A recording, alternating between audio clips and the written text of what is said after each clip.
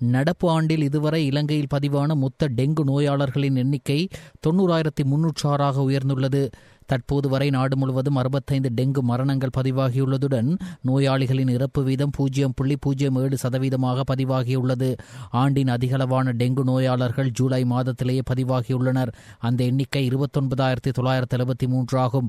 August மாதத்தின் முதல் 10 நாட்களில் மட்டும் 4,959 நோயாளர்கள் அடையாளம் காணப்பட்டுள்ளனர். மொத்த நோயாளர்களில் 52.96%, அதாவது 47,824 நோயாளர்கள் மேல் மாகாணத்தில் பதிவாகியுள்ளனர். தென் மாகாணத்தில் 13,361 நோயாளர்களும், மத்திய மாகாணத்தில் 8,027 நோயாளர்களும் பதிவாகியுள்ளனர். அத்துடன் மாவட்ட ரீதியில் அதிக அளவிலான பாதிப்பு கம்பஹா மாவட்டத்திற்கு ஏற்பட்டுள்ளதுடன் அங்கிருந்து 19,204 நோயாளர்கள் அடையாளம் காணப்பட்டுள்ளனர். கொழும்பு மாவட்டத்தில் 17,955 நோயாளர்களும், கண்டியில் 6,413 நோயாளர்களும், மாத்தறையில் 5,971 நோயாளர்களும், களுத்துறையில் 5,871 நோயாளர்களும் பதிவாகியுள்ளனர். அவன்கார்ட் நிறுவனத்தின் தலைவராக செயற்பட்ட நிசங்க சேனாதிபதி இன்று முற்பகல் லஞ்ச ஊழல் ஆணைக்குழுவில் ஆஜராகினார். கிரிஷ் கொடுக்கல் வாங்கல் தொடர்பாக லஞ்ச ஊழல் ஆணைக்குழுவினால் மேற்கொள்ளப்பட்டு வரும் விசாரணைக்கு அமைவாக வாக்குமூலம் ஒன்றை வழங்குவதற்காகவே அவர் இவ்வாறு வருகை தந்தார். போதைப்பொருள் குற்றங்களுக்கு மரண தண்டனை வழங்குவது குறித்து முழு நாடும் ஒன்றாக தேசிய செயற்பாட்டு சபையில் கவனம் செலுத்தப்பட்டுள்ளது. நேற்று முற்பகல் ஜனாதிபதி செயலகத்தில் ஜனாதிபதி அனுரகுமார திசாநாயக்க தலைமையில் இச்சபை கூடிய போது இது குறித்து ஆராயப்பட்டது. நச்சு போதைப்பொருள் அச்சுறுத்தல் தற்போது தனிப்பட்ட தொடர்புகளையும் தாண்டி முழு பொருளாதார மற்றும் சமூக அமைப்புகளுக்கும் கடுமையான அச்சுறுத்தலாக மாறியுள்ள நிலையிலும் மேலும் வளர்ச்சியடைந்து வருவதை கருத்தில் கொண்டும் இந்நடவடிக்கை குறித்து கவனம் செலுத்தப்பட்டுள்ளது. போதைப்பொருள் கடத்தல் மூலம் ஈட்டப்படும் வரம்பற்ற செல்வத்தை மையமாக கொண்டு உருவாகியுள்ள குற்றவியல் சூழல் தற்போது தேசிய பொருளாதாரம், சுற்றுலாத்துறை மற்றும் சமூக ஒழுக்கநெறி அமைப்பிற்கு பெரும் அச்சுறுத்தலாக அமைந்துள்ளது. போதைப்பொருள் கடத்தல் மற்றும் குற்றங்கள் குறித்து அச்சப்படும் ஒரு சமூகத்தை கட்டியெழுப்புவதற்காக கடுமையான சட்டங்களை அமுல்படுத்துவதன் அவசியம் குறித்தும் முழு நாடும் ஒன்றாக தேசிய செயற்பாட்டு சபையில் விவாதிக்கப்பட்டதாக ஜனாதிபதி ஊடக பிரிவு அறிவித்துள்ளது.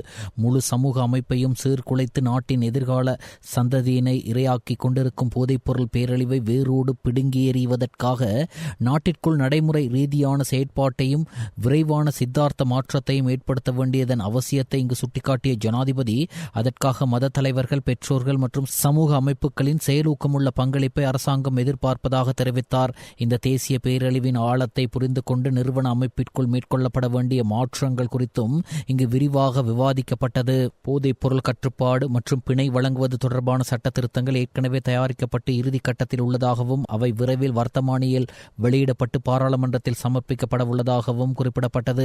போதைப்பொருள் வழக்குகள் தாமதமாவதற்கு பிரதான காரணமாக இருந்த ரசாயன பகுப்பாய்வாளர் அறிக்கைகளை வெளியிடும் செயல்முறை கணிசமாக துரிதப்படுத்தப்பட்டுள்ளதாகவும் கடந்த ஜூலை மாதத்தில் மட்டும் 6,414 அறிக்கைகள் வெளியிடப்பட்டுள்ளதாகவும் தெரிவிக்கப்பட்டது. ரசாயன பகுப்பாய்வாளர் அறிக்கைகள் தாமதமானதால் சிறையில் உள்ள நபர்கள் தொடர்பான சட்ட நடவடிக்கைகளை விரைவுபடுத்துவதற்காக கைப்பற்றப்பட்ட போதைப் பொருளின் அளவிற்கு ஏற்ப 5 கிராமிற்கும் குறைவாக, 10 கிராமிற்கும் குறைவாக என துல்லியமாக தரவு வகைப்பாட்டை சமர்ப்பிக்குமாறும் ரசாயன பகுப்பாய்வாளர் திணைக்களம், போலீஸ் மற்றும் சிறைச்சாலை அமைப்புகளுக்கிடையே முறையான ஒருங்கிணைப்பை ஏற்படுத்தி அறிக்கைகள் கிடைத்தவுடன் சந்தேக நபர்களை நீதிமன்றத்தில் ஆஜர்படுத்துவதற்கான முறைமையை உருவாக்குமாறும் ஜனாதிபதி அறிவுறுத்தினார். ரசாயன பகுப்பாய்வாளர் திணைக்களத்தின் கொள்ளளவை அதிகரிப்பதற்கும் அதன் வசதிகளை விரிவுபடுத்துவதற்கும் எடுக்கப்பட்டுள்ள நடவடிக்கைகள் குறித்து இங்கு வினவிய ஜனாதிபதி பகுப்பாய்வு அறிக்கைகளை பெற்றுக்கொள்ளும் பணிகளுக்காக கடற்படையின் உதவியை பெற்றுக்கொள்ள நடவடிக்கை எடுக்கப்பட்டுள்ளதாகவும் குறிப்பிடப்பட்டது. பாதுகாப்பு கேமரா அமைப்புகளை பொருத்துவதற்கு தேவையான நிதியை ஒதுக்குவதற்கும் ஜனாதிபதி அறிவுறுத்தியுள்ளார். கத்தோலிக்க திருச்சபையின் மறைக்கல்வி தொகுப்பின் 2267வது பத்தியின்படி மரண தண்டனையை ஏற்றுக்கொள்ள முடியாதென கொழும்பு பேராயர் மெல்கம் கார்டினால் ரஞ்சித் ஆண்டகை தெரிவித்துள்ளார். உயிர்த்த ஞாயிறு பயங்கரவாத தாக்குதல் தொடர்பான கடமைகளை தவறவிட்ட குற்றச்சாட்டில் முன்னாள் போலீஸ் மா அதிபர் மற்றும் முன்னாள் பாதுகாப்பு செயலாளருக்கு விதிக்கப்பட்ட மரண தண்டனை குறித்து தமது நிலைப்பாட்டை தெளிவுபடுத்தும் போதே அவர் இதனை குறிப்பிட்டார். மரண தண்டனையானது மனித கண்ணியத்தை மீறுவதாகவும் திருச்சபையின் போதனைகளின்படி எந்தவொரு மரண தண்டனையையும் ஏற்றுக்கொள்ள முடியாது என்றும் கர்தினால் ஆண்டகை சுட்டிக்காட்டினார். இருப்பினும் இலங்கை நீதிமன்றத்தின் சுயாதீன தன்மை மீது தாம் முழு நம்பிக்கை வைத்துள்ளதாகவும் அதன் தீர்மானங்களிலோ அல்லது அதன் விவாதங்களிலோ எந்த வகையிலும் தலையிட உத்தேசிக்கவில்லை என்றும் கொழும்பு பேராயர் இல்லம் தெரிவித்துள்ளது. 2019 ஆண்டு உயிர்த்த ஞாயிறு குண்டுவெடிப்பு சம்பவம் தொடர்பாக அண்மை காலமாக இடம்பெற்று வரும் விவாத சூழலில் கொழும்பு பேராயர் இல்லம் இத்தாக்குதல்களில் பாதிக்கப்பட்டவர்களுடன் முழுமையான ஒத்துழைப்புடன் செயற்பட்டு வருகிறது. இந்த தாக்குதல்களின் பின்னணியில் உள்ள முக்கிய சூத்திரதாரி அல்லது சூத்திரதாரிகள் மற்றும் அனைத்து தரப்பினரையும் வெளிக்கொணர்வதும் நாட்டின் சட்டத்திற்கு அமைவாக பாதிக்கப்பட்டவர்களுக்கு நீதியை நிலைநாட்டுவதும் கொழும்பு பேராயர் இல்லத்தின் தீவிர எதிர்பார்ப்பாகும் என அந்த அறிக்கையில் மேலும் தெரிவிக்கப்பட்டுள்ளது. மலேசியாவில் கைது செய்யப்பட்டு நாட்டிற்கு அழைத்து வரப்பட்ட ரத்மலானி சைமா எனப்படும் தனுஷ்க கௌசல்யா என்ற திட்டமிடப்பட்ட குற்றவாளியிடம் மேற்கொள்ளப்பட்ட விசாரணைகளில் பல குற்றங்கள் குறித்த தகவல்கள் வெளியாகியுள்ளன. வலான மத்திய ஊழல் தடுப்பு பிரிவின் அதிகாரிகளால் மலேசிய போலீஸ் மற்றும் சர்வதேச போலீசின் உதவியுடன் மேற்கொள்ளப்பட்ட நடவடிக்கையின் போதே சிவப்பு அறிவித்தல் பிறப்பிக்கப்பட்டிருந்த இந்த சந்தேக நபர் கைது செய்யப்பட்டார். கைது செய்யப்பட்ட பிரதான சந்தேக நபர் 41 வயதுடைய ரத்மலானையைச் சேர்ந்தவர் என்பதோடு அவர் பேராதனை மற்றும் திஸ்ஸமாராம் ஆகிய பகுதிகளிலும் தற்காலிகமாக வசித்து வந்துள்ளார் என்பது தெரியவந்துள்ளது. 2014 ஆண்டு பேராதனை போலீஸ் பிரிவில் துப்பாக்கியை காட்டி நபர் ஒருவரை கடத்திச் சென்று தாக்கி பலத்த காயங்களை ஏற்படுத்தியமை மற்றும் 2016 ஆண்டு அதே போலீஸ் பிரிவில் நபர் ஒருவரை சுட்டுக் கொன்றமை தொடர்பில் கண்டி நீதவான் நீதிமன்றத்தில் நிலுவையில் உள்ள 2 வழக்குகளில் அவர் பிரதிவாதியாக பெயரிடப்பட்டுள்ளதாக போலீசார் தெரிவித்தனர். இந்த வழக்குகளுக்கு அமைய நீதிமன்றத்தில் ஆஜராகாமையினால் அவருக்கு எதிராக திறந்த பிடியாணை பிறப்பிக்கப்பட்டிருந்தது. இது தவிர 2003 ஆண்டு கல்கிஸ்ஸ போலீஸ் பிரிவில் கொள்ளைச் சம்பவத்தில் ஈடுபட்டமை தொடர்பாக அவர் கைது செய்யப்பட்டு கொழும்பு மேல் நீதிமன்றத்தில் வழக்கு தொடரப்பட்டுள்ளதாகவும் போலீசார் குறிப்பிட்டனர். மேலும் 2007 ஆண்டு கைகுண்டு வைத்திருந்தமை தொடர்பில் கல்கிஸ்ஸ போலீசாரால் அவர் கைது செய்யப்பட்டார். சந்தேக நபர் மலேசியாவில் கைது செய்யப்பட்ட போது அவருடன் இருந்த ரத்மலானைச் சேர்ந்த 35 வயதுடைய நபர் ஒருவரும் கல்கிஸைச் சேர்ந்து 31 வயதுடைய நபர் ஒருவரும் கைது செய்யப்பட்டதுடன் மேலதிக விசாரணைகளுக்காக அவ்விருவரும் இன்று நாட்டிற்கு அழைத்து வரப்பட்டனர். இதேவேளை போலீசார் நடத்திய விசாரணையில் ரத்மலானி சைமா என்பவர் பலத்த குற்றச்செயல்களில் ஈடுபடும் பிரதான குற்றவாளியான கஞ்சிபானே இம்ரானின் நிதி நடவடிக்கைகளை கையாண்டு வந்துள்ளார் என்பது தெரியவந்துள்ளது. கஞ்சிபானே இம்ரானின் சமூக வலைத்தள நடவடிக்கைகளையும் சைமாவை நிர்வகித்து வந்ததோடு அவரது குரல் பதிவுகளை சமூக வலைத்தளங்களில் பரப்புவதற்கும் நடவடிக்கை எடுத்துள்ளார். அத்துடன் கடந்த ஆண்டு கஞ்சிபானே இம்ரானின் ஆலோசனையின் பேரில் கேல்பத்ர பத்மே என்பவருக்கு மலேசியாவில் தலைமறைவாக இருப்பதற்கு சைமா வசதிகளை செய்து கொடுத்துள்ளதாகவும் தகவல்கள் வெளியாகியுள்ளன. சில காலம் பிரான்சில் தங்கியிருந்த குடு அஞ்சு என்பவரின் நெருங்கிய கூட்டாளியாக செயற்பட்ட சைமா பின்னர் கஞ்சிபானே இம்ரானுடன் இணைந்து கொண்டதாக போலீசார் தெரிவித்துள்ளனர். குடு அஞ்சு என்பவர் சைமாவை கொலை செய்ய திட்டமிட்டிருந்ததாகவும் அது குறித்து கஞ்சிபானே இம்ரான் அவருக்கு எச்சரித்த பின்னரே சைமா கஞ்சிபானே இம்ரானுடன் நெருக்கமாக செயற்பட தொடங்கியதாகவும் விசாரணைகளில் தெரிய வந்துள்ளது. சைமா சுமார் 10 ஆண்டுகளுக்கு முன்பே மலேசியாவுக்கு தப்பி சென்றுள்ளதாக போலீசார் தெரிவித்தனர். சந்தேக நபர்கள் தொடர்பான மேலதிக விசாரணைகள் போலீஸ் மா அதிபரின் வழிகாட்டுதல் மற்றும் நேரடி மேற்பார்வையின் கீழ் மேற்கொள்ளப்பட உள்ளன. முறை சார்ந்த போதைப் போக்குவரத்திற்காக செயற்படுத்தப்படும் எழுமாற்றான போதைப்பொருள் பரிசோதனை திட்டத்திற்காக சுகாதார அமைச்சை சேர்ந்த மேலும் ஒரு நடமாடும் பேருந்து போக்குவரத்து நெடுஞ்சாலைகள் மற்றும் நகர அபிவிருத்தி அமைச்சுக்கு நன்கொடையாக வழங்கப்பட்டுள்ளது. போக்குவரத்து நெடுஞ்சாலைகள் மற்றும் நகர அபிவிருத்தி அமைச்சினால் ஆரம்பிக்கப்பட்டுள்ள வீதி பாதுகாப்பு பற்றிய தேசிய திட்டத்தின் 2 ஆண்டு மூலோபாய திட்டத்திற்கு அமைய இது செயற்படுத்தப்படுகிறது. இதன்படி இந்நடமாடும் போதைப்பொருள் பரிசோதனை திட்டத்தை மேலும் விரிவாக்குவதே இதன் மூலம் எதிர்பார்க்கப்படுவதாக அவ்வமைச்சு குறிப்பிட்டுள்ளது. பொது போக்குவரத்தில் ஈடுபடும் சாரதிகள், நடத்துனர்கள் மற்றும் சாரதி உதவியாளர்கள் வாகனம் செலுத்தும் போது போதைப் பொருள் பயன்படுத்தி உள்ளார்களா என்பதை பரிசோதிக்கும் இந்நடமாடும் பரிசோதனை திட்டம் தற்போது நாட்டின் 5 மாகாணங்களை உள்ளடக்கிய வகையில் செயற்படுத்தப்பட்டு வருகிறது. பரிசோதனைகளுக்கு தேவையான பௌதீக மற்றும் மனித வளங்களை படிப்படியாக அபிவிருத்தி செய்வதன் மூலம் நாட்டின் ஏனைய மாகாணங்களுக்கும் இப்பரிசோதனை செயல்பாட்டை விரிவுபடுத்த தேசிய போக்குவரத்து மருத்துவ நிறுவனம் திட்டமிட்டுள்ளது. போக்குவரத்தின் பாதுகாப்பை உறுதி செய்து உயிர் மற்றும் சொத்துக்களை பாதுகாப்பதற்காக ஆரம்பிக்கப்பட்டுள்ள இந்த எழுமாற்றான போதைப்பொருள் பரிசோதனை தேசிய திட்டத்தின் கீழ் இதுவரை 7150 பரிசோதனைகள் மேற்கொள்ளப்பட்டுள்ளன. இத்திட்டத்திற்காக அமைச்சுக்களுக்கு இடையிலான ஒத்துழைப்பை பெற்று குறுகிய, நடுத்தர மற்றும் நீண்டகால திட்டத்தின் ஊடாக நாட்டின் வீதி விபத்துகளினால் ஏற்படும் உயிர் மற்றும் சொத்து இழப்புகளை குறைப்பதே எதிர்பார்ப்பாகும் என தெரிவிக்கப்பட்டுள்ளது. சற்று சிந்தியுங்கள். இடது பக்கமாக முந்துவதை தவிர்த்துக் கொள்ளுங்கள்.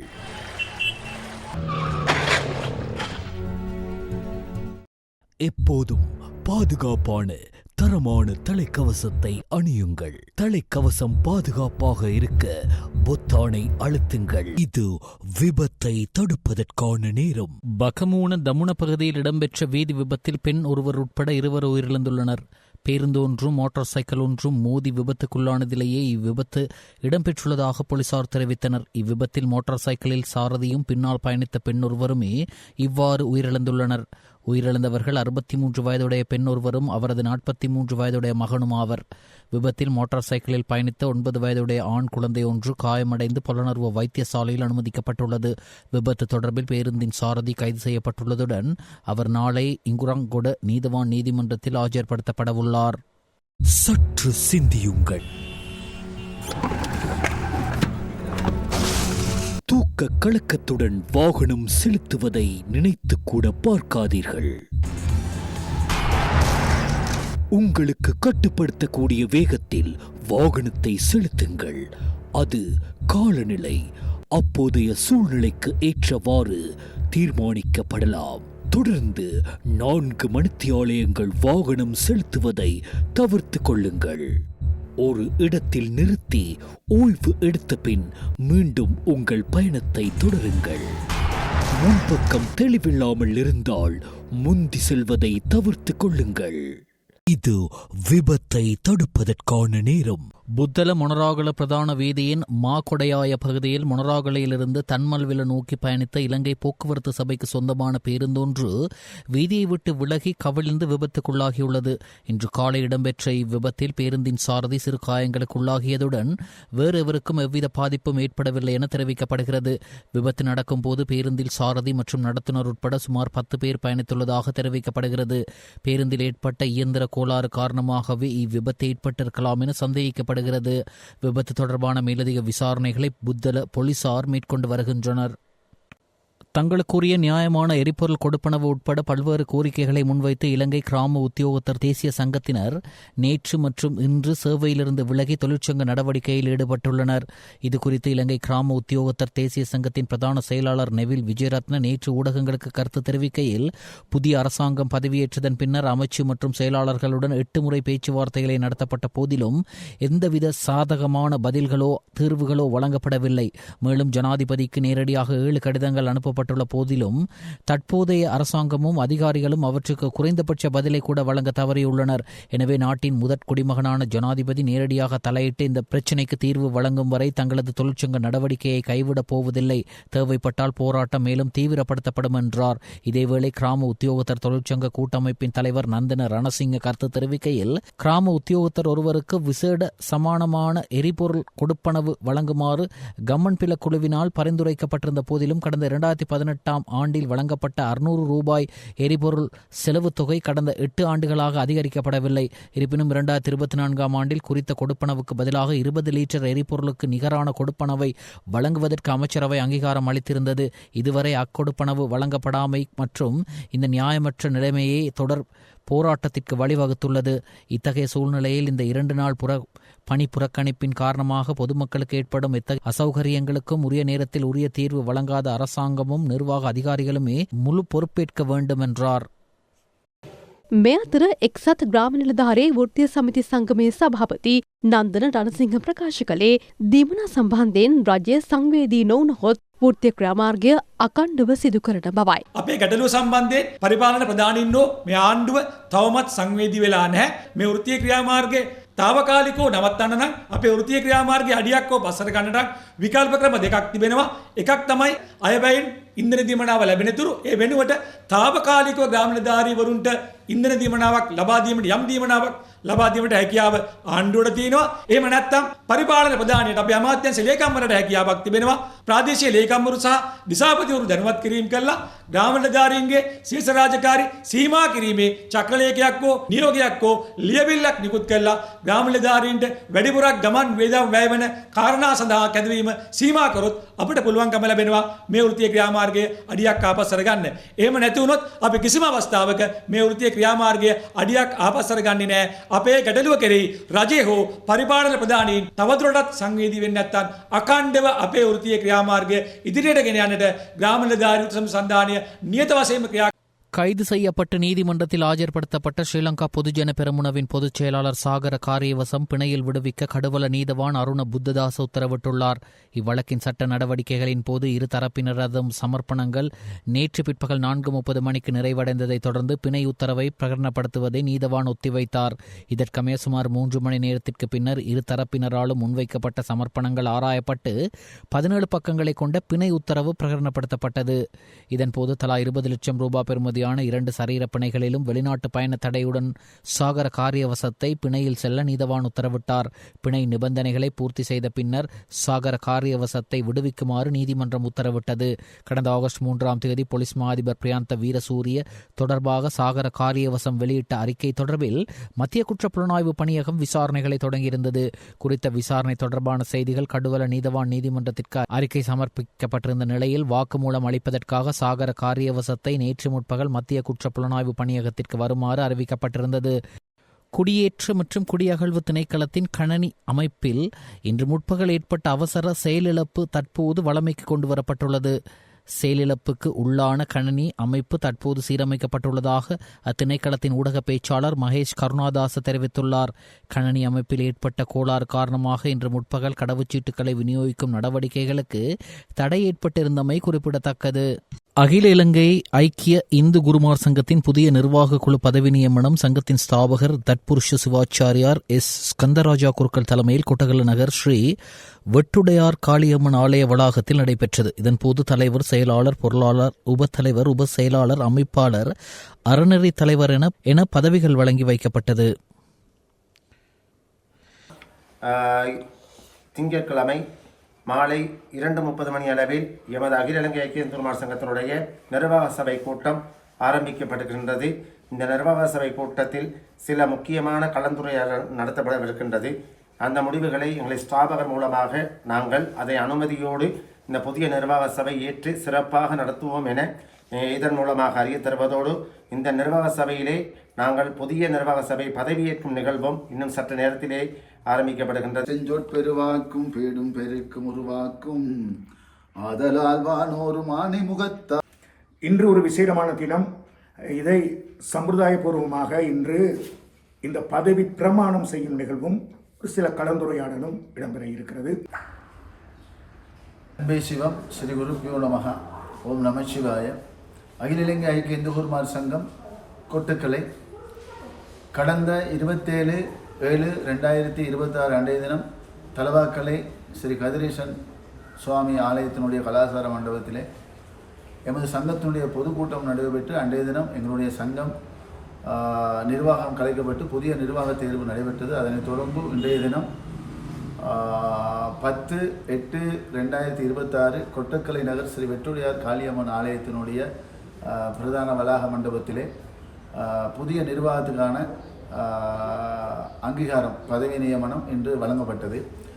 இதன் முன்னோடி இன்றைய தினம் நடைபெற்றாலும் இந்த புதிய நிர்வாக சபை என்பது 2 வருட காலம் வரையறுக்கப்பட்ட நிர்வாகமாக எங்களுடைய சங்கத்தினுடைய முழுமையான செயல் திட்டங்களை நடைமுறைப்படுத்தி தொடர்ந்து இவர்களுடைய சேவை நீடிக்க பட்சத்திலே தொடர்ந்து இவர்கள்தான் இந்த சங்கத்தை வழிநடத்துவார்கள் என்பது மட்டுமல்லாது, எம்முடைய அகில இலங்கை ஐக்கிய இந்து குருமார் சங்கம் என்பது மலையகத்தில் இருக்கின்ற ஒரு பெரும் அமைப்பாகும். அகில இலங்கை மட்டத்திலே வடக்கு, கிழக்கு மற்றும் மேல் மாகாணம், சபுரகம மாகாணம், எல்லா கேகாலை மாவட்டம் அனைத்து மாகாணங்களிலேயும் உதாரணத்துக்கு கண்டி, நுவர்லியா மாவட்டத்திலே அதிக குருமார்களை கொண்டதாக எங்களது சங்கம் செயல்பட்டு கொண்டிருக்கின்றது. இதனுடைய செயல்பாட்டு திட்டம் எதிர்வரும் காலங்களிலே இன்னும் சிறப்பாக நடைபெறவிருக்கின்றது. இதிலே வேற்றுமையின்றி அனைத்து குருமார்களையும் ஒழுங்கமைத்து, அதாவது சைவ குருமார்கள், பிராமணர்கள் மற்றும் வீரசைவர்கள் இப்படியான குருமார்களை ஒன்றிணைக்கப்பட்டு இந்த சங்கம் செயல்பட்டு கொண்டிருக்கின்றது. எவ்வித பாராபட்சமின்றி இந்த சங்கம் நடைபெற்று கொண்டிருக்கின்றது. ஆகையால் மலையகத்தில் மட்டுமல்லாது ஏனைய குருமார்கள் இதிலே இணைந்து கொள்ளலாம். உங்களுக்கான நலன் திட்டங்களை எமது நிர்வாக சபையினர்கள் முன்னெடுக்கும் ஏற்பாடுகளை நடத்தி கொண்டிருக்கின்றார்கள். ஆகவே அனைவரும் துணிச்சலுடனும் செயல் திட்டங்களுடன் எங்களுடன் இணைந்து செயல்படுமாறு உங்களை அன்புடன் அழைக்கின்றோம். அது மட்டுமல்லாது கடந்த காலங்களிலே முழுமையான செயல் திட்டங்களை நாங்கள் நடத்தியிருப்பது ஊடகத்துறை வாயிலாக நீங்கள் அறிந்து கொள்ள முடியும். உதாரணத்துக்கு தொலைக்காட்சி, வானொலி, பத்திரிகை, சமூக வலைதளங்கள், ஃபேஸ்புக் மற்றும் வாட்ஸ்அப் இப்படியான இணையதளங்களை நீங்கள் கண்டுகொள்ளதாக இருக்கும் பார்த்திருப்பீர்கள். ஆகையால் முழுமையாக எங்களுடன் அனைவரும் ஒத்துழைக்க வேண்டும். ஆகையால் எங்களுடைய சங்கம் குருமார்களுக்கான சங்கமாக இருந்தாலும் எங்களுடைய சமயம் மற்றும் பொது சேவை, பொதுமக்கள் இப்படி அனைத்து விடயங்களிலும் நலந்திட்டங்களை நாங்கள் செயல்படுத்தி கொண்டிருக்கின்றோம். ஆகையால் அனைவருடைய ஒத்துழைப்பும் எமக்கு அவசியம். ஆகையால் அனைவரும் எங்களுடன் ஒத்துழைத்து கைகோர்த்து முன்னெடுத்து செல்ல வருவீர்கள் என அனைவரையும் இருகரம் கூப்பி வணங்கி உங்கள் அனைவரையும் வரவேற்கின்றோம். நன்றி, வணக்கம். இந்திய அரசாங்கத்தினால் மலையக தோட்ட தொழிலாளர்களின் பிள்ளைகள் 700 பேருக்கு புலமை பரிசில் வழங்கும் நிகழ்வு கொழும்பு தாஜ் சமுத்ரா ஹோட்டலில் நேற்று நடைபெற்றது. இப்புலமை பரிசில் கல்வி, பொதுத்தராதர, உயர்தர மற்றும் பல்கலைக்கழகங்களுக்கு தெரிவு செய்யப்பட்டவர்களுக்கு இலங்கை தோட்ட தொழிலாளர் கல்வி நிதியத்தினூடாக வழங்கி வைக்கப்பட்டது.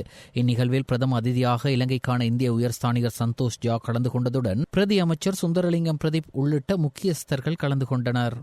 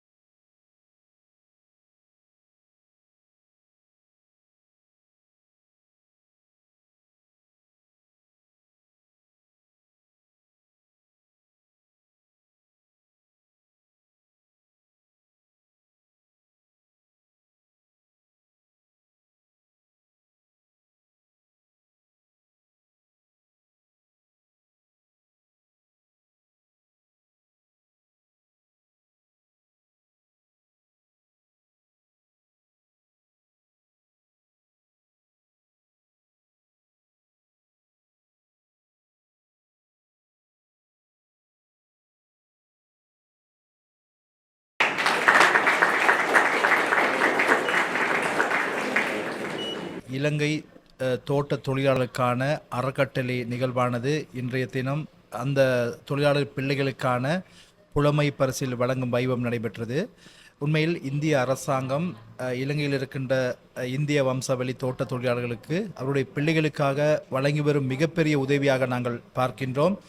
உண்மையிலே 80 வருடங்கள் கடந்து இந்த அமைப்பு மிக நல்லபடியாக நடந்து கொண்டிருக்கிறது.